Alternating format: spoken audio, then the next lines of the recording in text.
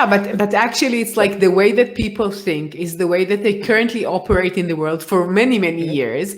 And AI learns from data that is existing from many, many years, right? So they will probably be more to the direction of a human bias that we have. So it's going to be more or less a way of thinking that's very similar to what we have as a society, and the fact that it will impact our daily life means that if let's say that if you're a minority right now, you will have even much bigger problems in order to do what you want to do in your life if we're going to add this to our daily life, right?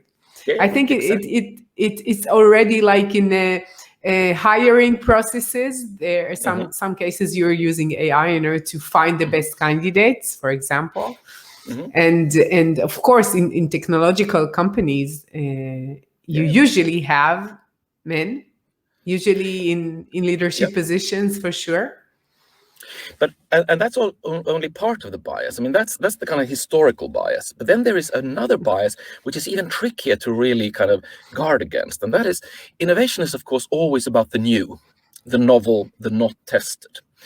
So how do you actually teach an AI to spot possibilities that have never been there before? How do you teach it to spot that, also to spot that which might become great?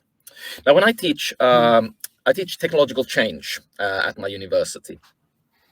And obviously the students who come in, who are predominantly male, predominantly engineering students, kind of expect that we're going to talk about machines, I mean, big machines and tools and internet and stuff. And I kind of love throwing curveballs at them. So one of the cases we work with is the tampon.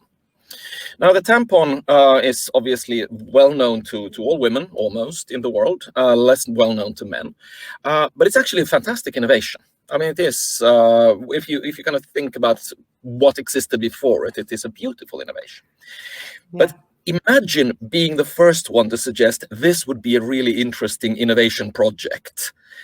I mean, particularly at the time, people were gone, begone, foul demon. I mean, it went against any. You were not supposed to talk about that kind of stuff. That was just dirty and horrible and foul and unclean. Yeah. I mean, there's religions that kind of forbid talking about it and so on. At the same time, of course, there was a tremendous need for this.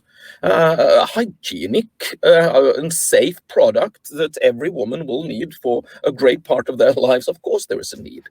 But how could you, at that point, have taught an AI that this first idea of a tampon should be something that we should support?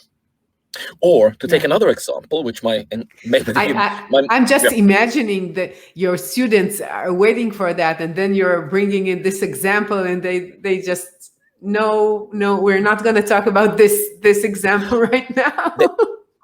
There have been times in the classroom when I brought it up, and you look at some of the men, and they look positively queasy, and a lot of the women just go, "Yeah, now you know how it feels."